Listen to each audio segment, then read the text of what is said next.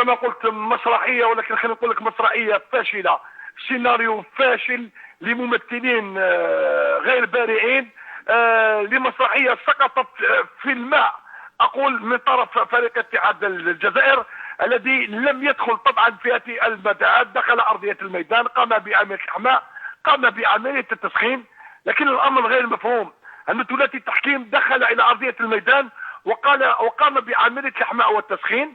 بعدها ثلاثي التحكيم ذهب إلى غرف تغيير الملابس ولم يرد الخروج. بعدها تدخل نذير بوزناد رفقة محافظ المباراة المصري الذي كان عادلا في قراراته حتى نعطي لكل ذي حق حقه في القضية، وطلب بثلاثي التحكيم بضرورة الدخول إلى أرضية الميدان.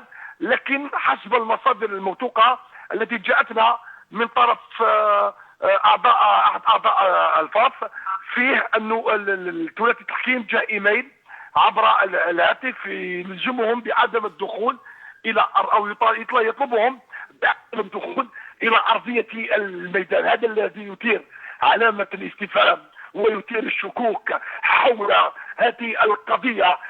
هيئة الكاف التي أضحت رأينا، قوانين الفيفا واضحة تمنع منعا باتا اللعب بأقمصة تحمل رموز أو تحمل رسائل سياسية، فكيف يمكن للاتحاد الإفريقي بقيادة موتسيبي أن يدوس على هذه القوانين؟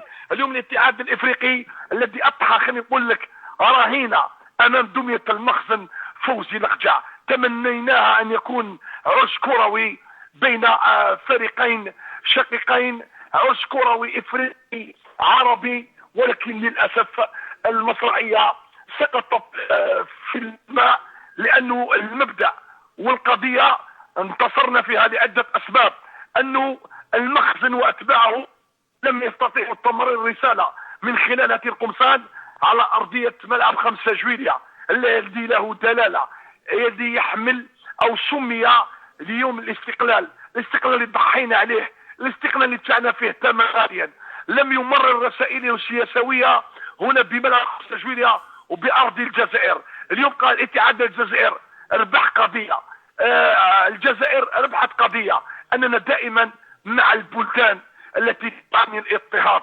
اليوم عندما تشاهد العالم الجزائري على يمينه علم فلسطيني وعلى شماله علم الجمهورية الصحراوية الغربية التي يطالب شعبها الأعزل باستقلاله، وهذا أمر مشروع. الجزائر دائما ثابتة في مواقفها. خليني نقول لك هذه المسرحية ستطول أجزاؤها وفصولها حول تداعيات القانونية طبعا لهذه المباراة. الاتحادية وفرت كل شيء، أعطت القمصان. اليوم غرفة تغيير الملابس نهضت بركان كانت فيها الألبسة الرياضية، كل شيء كان، الاستقبال كان جيد، إجراءات أمنية كانت جيدة، الجمهور الجزائري وجمهور الاتحاد كان رياضي، لم نشاهد لا سب لا شتم لا تفوه بكلمات عنصرية، ما يثبت خلينا نقول لك اليوم وعي ونضج الجمهور الجزائري الذي لم يدخل طبعا في هذه المتاهات. خليني نقول لك كما الآن بعد عدم لعب هذه المباراة، كانت كما قلت للفاف خطوة استباقية بتوفير قمصان الفريق الضيف، قمصان لا تحمل أي شعارات سياسية. الآن ما المفروض أن يعمله خاصة مسؤولو اتحاد العاصمة وكذلك مسؤولي الفاف بعد عدم خوض هذه المباراة لكي لا يضيع حق الفريق الذي يدافع عن لقبه الإفريقي؟ بالفعل كان لي حديث مقتضب مع نذير بوزناد، أكد بأن الفاف ستدافع بكل شراسة حول هذه القضية، حول ملف اتحاد الجزائر، يعني بكل شراسة. قال راسلنا وخذوا خطوات استباقية كما قلت منذ لحظات زميلي بدر الدين.